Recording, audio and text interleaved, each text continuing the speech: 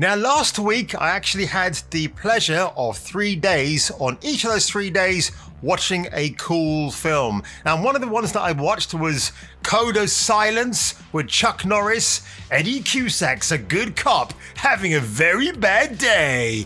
And I tell you what, this classic from 1985, if you haven't seen it, it is absolutely worth watching. You got Henry Silva as the bad guy. Henry Silva, he's got the kind of face your mother wouldn't love, probably even his own mother didn't love, but wow, that guy could scare the bejesus out of a plague. One day, I would like to give you a gift of a Colombian necktie. Very special. And I'm not going to go into the story. I will tell you this much. The action is fantastic. Chuck Norris gives one of his best performances that I've ever seen him give, actually. He's great. He's kind of the silent type, but he utters the lines when he has to. But we know Chuck Norris on one thing and one thing only, his big fists of fury. And he does put them to good use in his film. Once or twice, the director, who's Andrew Davis, the man behind The Fugitive and Under Siege, can't quite keep up with his movements or how to block his moves properly, but you do see some good action scenes where Chuck Norris just goes full battle mode and it's fantastic. But I will say this much, if you're a fan of Doctor Who like I am, you know, in the Tom Baker era, he had a companion called K9.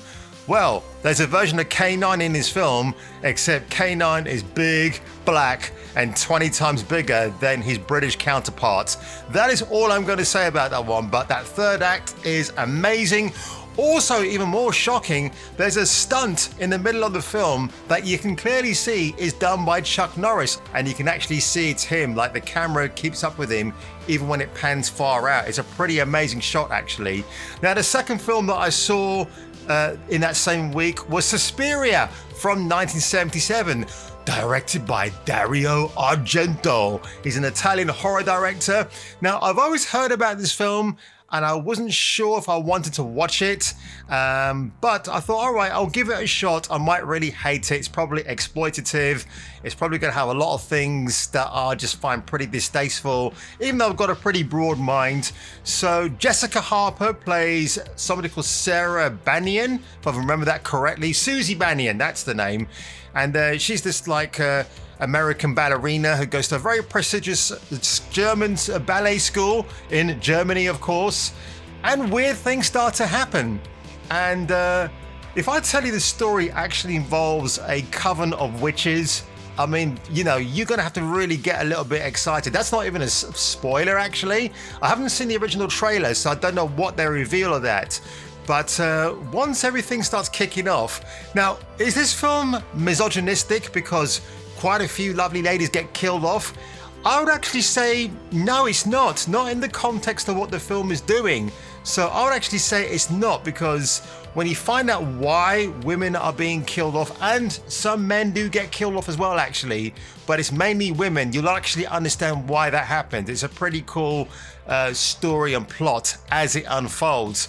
And I gotta say, Jessica Harper, never heard of her before. She gives a really good performance. And when you think there's going to be stereotypical things happening in this horror film, they don't. They actually just confound your expectations.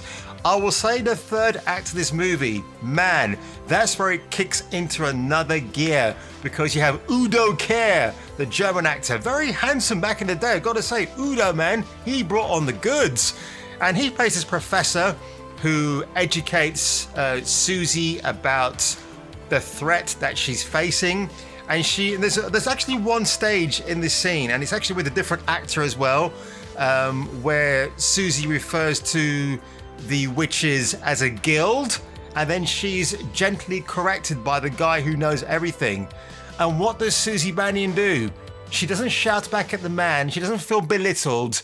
She sits there and she listens and she learns. And I love that. And that third act is such a great payoff, because by this stage, you do really care for the character of Susie and you want to see her come through. So Suspiria from 1977, make sure you watch that. Don't even bother with the remake in 2018 with Chloe Grace Moretz. I refuse to watch it because they're just going to insult the legacy of the original film. So Suspiria, I was pleasantly surprised. There's some good deaths in the film, and there's one that, while this wasn't gruesome, it had me cringing because it's like, you don't want that to happen to anybody in real life. It's squirmy. Now, the last film that I saw last week on this 3-day binge of whatever it is I was doing is The Kingsman from Matthew Vaughn. Now, I had a lot of skepticism about watching this film. My biggest regret that I did not see this film on the big screen, but I loved the first Kingsman. Didn't like the second one so much because they brought back Colin Firth from the dead when we know he was dead in the first film. That to me just kind of took me out of it. But this third outing from Matthew Vaughn, if this guy does not get to direct a Bond film when that franchise is rebooted, or a Superman film starring Henry Cavill, there is no justice in this world. There really isn't. Ralph Fiennes, he plays the founder of the Kingsman organization. You got Xiaomon Honzu, you've got Gemma Arterton, who's great. I'm not going to tell you the other actors because they appear as villains in the film. And one notable famous villain, I was like, that's the actor who played him? Really? So what they've done with this Kingsman, they've actually taken it back to the beginning of the First World War. So they're making it more historically accurate, and that's what I dig about it. Ralph Fiennes, yeah, he's getting on a bit. He's like 57, isn't he? He's put on the old poundage down below. But give him his credit. One thing I'll say about Matthew Vaughn, he gives us a believable action hero. Yes, he's not gym buffed like Chris Pratt. He's an ordinary dude, but he's been trained and he can handle himself really, really well. I like that. There's a good father-son dynamic in the movie as well. Now, I've forgotten the name of the actor who plays Ralph Fiennes' son, but I thought he was terrific.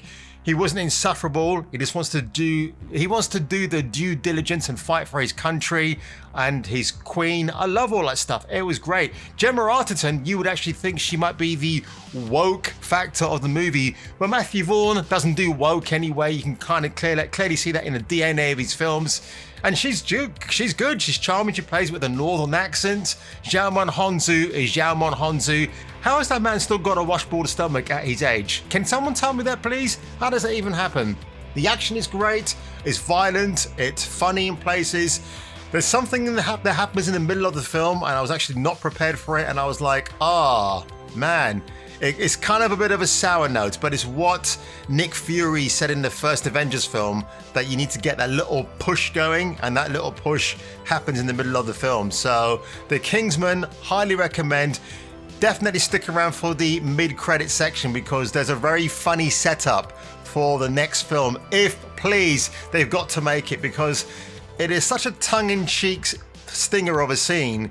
Like, if they don't follow through with it, it's going to be a real case of, where was that fourth Kingsman film? I want to see that. So folks, if you enjoyed this quick roundup of the movies I saw last week, make sure you do me a favor, hit that like button, like the like button, and maybe hit the subscribe button because I've said that twice already.